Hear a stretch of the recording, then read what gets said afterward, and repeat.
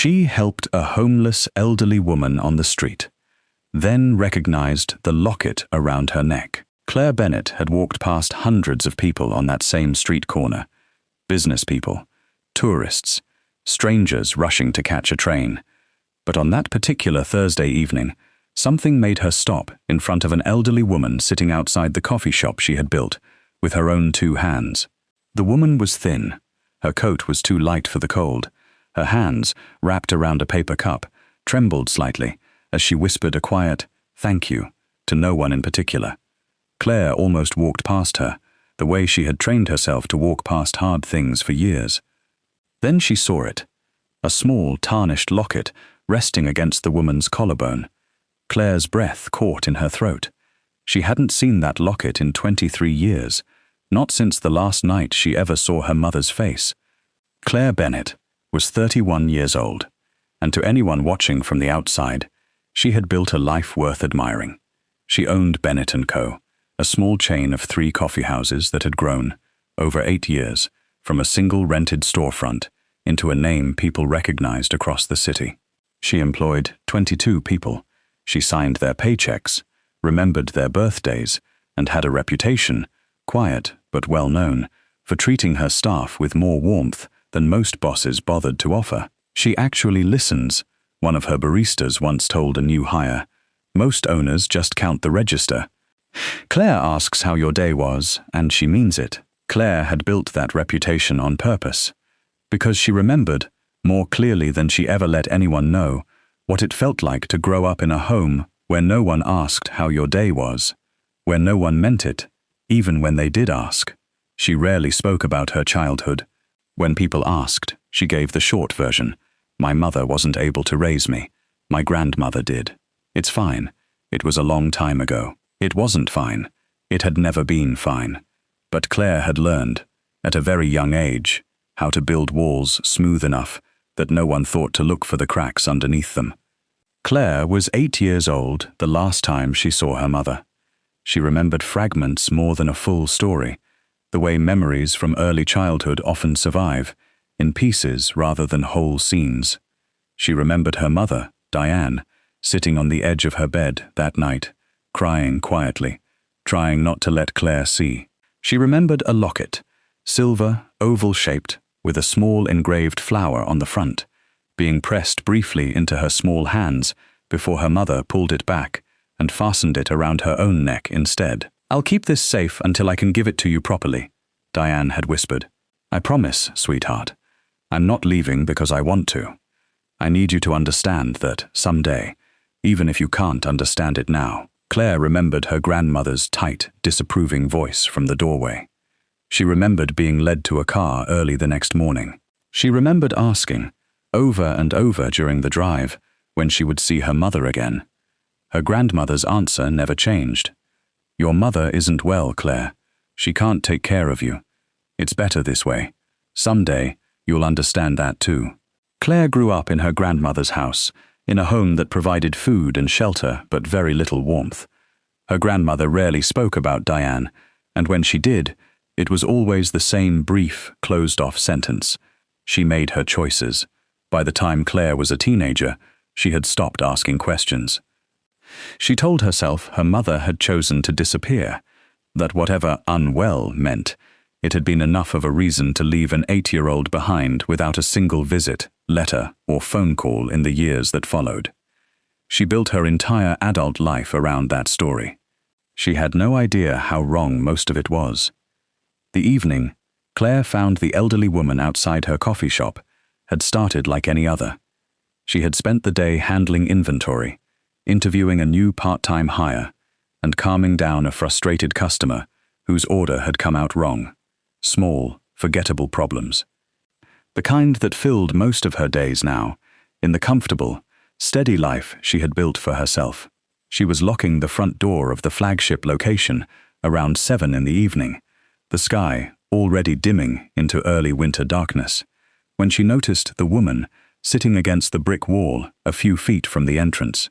She was elderly, Claire guessed somewhere in her 60s, though hardship has a way of aging a person faster than the years actually do. Her coat was thin, her shoes were mismatched, one clearly a size too large. Beside her sat a small shopping cart, holding a few plastic bags, carefully organized despite having almost nothing valuable inside them. Claire had seen homelessness before. She lived in a city. She had trained herself, like most people do, to notice and then quickly look away, out of some uncomfortable mixture of guilt and helplessness. But something made her stop this time. Maybe it was the cold. Maybe it was the exhaustion on the woman's face. Maybe it was simply a slow day that left more room for Claire's guard to lower.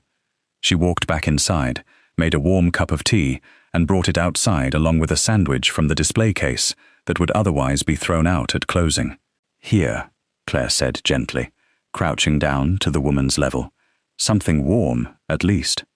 The woman looked up, startled, then grateful, her eyes glassy from the cold. "Thank you," she whispered. "You didn't have to do that." "I know," Claire said. "I wanted to." It was in that brief exchange, the woman lowering her chin slightly to accept the tea, that the collar of her coat shifted, and Claire saw it.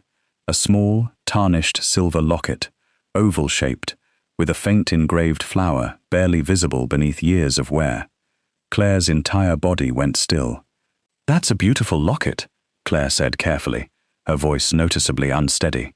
The woman's hand moved instinctively to touch it, the way someone touches something they've protected for a very long time. "It was a gift," the woman said softly. "A long time ago, to someone I loved very much. Can I ask who?" Claire's heart was pounding now, though she couldn't yet explain why. The woman's eyes filled with a tired, distant sadness. "My daughter," she said. "I haven't seen her in over 20 years. Claire felt the ground shift slightly beneath her, though she hadn't moved at all. "What happened to her?" Claire asked, barely above a whisper. The woman looked down at the tea in her trembling hands. "I got sick," she said. "Very sick, for a long time. My own mother, her grandmother, decided I wasn't fit to raise a child while I was going through treatment. She took her from me, told me it was for the best. Told my daughter I had given up on her." Claire's breath caught painfully in her chest. "I fought for years to get her back," the woman continued, her voice cracking. "But by the time I was well again, they had already moved twice. My mother made sure I couldn't find them. I spent years searching. I never stopped." Claire's hands were shaking now, badly enough that she nearly spilled the tea she still held. "What's your daughter's name?" Claire asked, though some part of her already knew the answer before the woman spoke it. "Claire," the woman said softly, tears sliding down her weathered face. "My daughter's name was Claire." For a long moment, neither of them spoke. Claire knelt there on the cold pavement, staring at a woman she hadn't recognized at first glance. A woman, aged by decades of hardship, illness, and heartbreak, that Claire had spent her entire adult life believing was simply abandonment. "Mum?" Claire finally whispered, the word feeling foreign and impossible in her mouth, after 23 years of not saying it to anyone. The woman's eyes widened, searching Claire's face with a desperate, disbelieving hope. "Claire!" Diane's voice broke completely. "My God. Claire." What followed wasn't the reunion Claire had imagined 1,000 times as a lonely child, on the rare nights she allowed herself to imagine it at all. There were no dramatic embraces at first. Only stunned silence, and then tears neither of them could stop, and a slow, careful reaching toward each other, as if either of them, touching too quickly, might prove this wasn't real. "I searched for you," Diane said, gripping Claire's hands tightly. "For years, I searched. Every shelter, every records office, anyone who might know where they took you. Your grandmother moved you twice before I even finished treatment. By the time I was well enough to fight properly, the trail had gone cold. She told me you were sick," Claire said, her voice trembling. "She told me you weren't fit to take care of me. She made it sound like you didn't want me anymore." "I never stopped wanting you," Diane said, her voice breaking on every word. "Not for a single day in 23 years." Claire thought of every birthday she had spent, believing her mother simply hadn't cared enough to send a card. Every school event where other children's mothers showed up, and hers never did. Every version of the story she had built in her mind to explain why, a story built entirely on her grandmother's carefully controlled silence. None of it had been true. Over the following days, Claire learned the fuller story, piece by painful piece. Diane had been diagnosed with a serious illness when Claire was 7. A long, difficult recovery that required extended hospital stays and treatments Diane could barely afford as a single mother working 2 jobs. Claire's grandmother, cold and controlling even in the best of circumstances, had used the illness as justification to take temporary custody. Temporary had never been the plan. By the time Diane recovered, nearly 2 years later, her mother had already relocated Claire twice, cut off all contact, and told Claire a story designed to end any hope of reunion, that Diane had chosen not to fight for her. Diane spent the next 2 decades searching in every way a woman with almost no money and no legal standing could manage. She wrote letters that were returned unopened. She hired one lawyer early on, until the money ran out. She followed leads that went nowhere. Along the way, her own health struggled again, her jobs became harder to keep, and slowly, devastatingly, the life she once had unraveled into the one Claire had found her living on a street corner. She had never remarried, never had another child, never stopped wearing the locket she had promised to give Claire properly, the same locket she had kept safe for 23 years, exactly as she had promised on the last night they were together. Claire's grandmother had passed away 6 years earlier. She had never once mentioned, in all that time, that Diane had spent decades searching for the daughter she was told to forget. Claire sat with her mother in the back office of the coffee shop that first night, long after closing, the 2 of them talking until well past midnight. There was anger in Claire, not at her mother, but at the years stolen from both of them by a decision made without either of their consent. There was grief, too, for the version of her childhood that might have existed had things gone differently. But underneath all of it was something Claire hadn't expected to feel so strongly. Relief. Relief that the story she had carried for 23 years, that her mother simply hadn't wanted her, had never been true at all. I built this whole life, Claire admitted quietly, telling myself I didn't need anyone, that I was fine on my own. I think some part of me needed to believe that, because the alternative, believing you actually loved me and still couldn't find your way back, felt too painful to sit with. Diane reached across the table and took her daughter's hand. "I know I can't get those years back," she said. "I know I can't undo what happened. But I never gave up on you, Claire. Not once. Not for a single day." Claire looked at her mother, thinner, older, more worn down by hardship than the memory she had carried for over 2 decades, and understood, finally, that the woman who had abandoned her had never actually existed. She had been a story, a convenient, protective story, built by a grandmother who valued control more than truth, and inherited by a child too young to know she was being lied to. In the weeks that followed, Claire didn't simply offer her mother a place to stay out of obligation. She wanted her there. She helped Diane see a doctor for the first time in years, addressing health issues that had gone untreated far too long. She helped her get proper identification, replaced years ago, lost somewhere in the chaos of homelessness.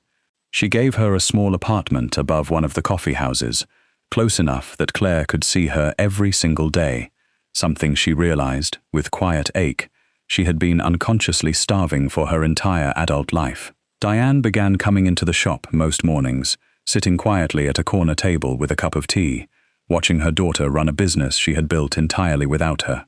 "You did all this yourself," Diane said one morning, looking around at the shop, at the staff who clearly respected Claire, at the life her daughter had built out of the wreckage neither of them had chosen. "I had to," Claire admitted. "I thought I was completely alone." "You were never alone," Diane said softly. "Even when you didn't know it, I was out there, thinking about you every single day." Claire reached across the table and gently touched the locket still resting against her mother's collarbone, worn, tarnished, but never once removed in 23 years. "Can I have it now?" Claire asked quietly. "Properly, like you promised." Diane's hands trembled as she unclasped it, the small silver chain finally passing, after 23 years, into her daughter's palm. "I kept my promise," Diane whispered. "It just took a little longer than either of us expected." Claire wore the locket every day after that, not as a piece of jewelry, but as a reminder of how easily a single lie, told by someone who claimed to know better, had shaped over 2 decades of 2 people's lives, and of how easily that lie could have remained unchallenged forever had Claire walked past a stranger on a cold street corner the way she had trained herself to walk past so many others. She thought often about how close that moment had come to never happening. One busy evening, one rushed decision to skip the small kindness, one assumption that the woman outside her shop was simply another stranger the world had already forgotten. Instead, she had stopped. And in stopping, she had found her way back to the one person she had spent her entire life believing she had already lost for good. A year later, Claire opened a small program through her coffee houses, quiet, unadvertised, mostly known only to the staff and a handful of regular customers. A warm meal and a cup of tea, offered every evening to anyone who needed it, no questions asked. She never publicized it as an act of charity. She never wanted the attention. She simply told her staff, plainly, why it mattered. "You never know," she said, "who you might be looking at." Diane still came in most mornings, sitting at the same corner table, watching her daughter move through a life that had grown, slowly and carefully, back around the space that had been missing from it for 23 years. They couldn't undo the past, but they had found each other again, not because of some extraordinary miracle, but because one ordinary evening, a busy woman chose to see a stranger instead of walking past her. We spend so much of our lives building stories about the people we've lost, stories that feel true simply because we've carried them for so long. Sometimes those stories are wrong. Sometimes the people we believe abandoned us never stopped searching for a way back. Claire Bennett almost walked past her own mother on an ordinary Thursday evening, the same way she had trained herself to walk past so many strangers before. One small act of kindness stopped her, and that single moment undid 23 years of a lie neither of them had chosen. We rarely know, when we stop to help someone, what, or who, we might actually be finding, because every encounter has a story, and some change lives forever. The Untold Encounter.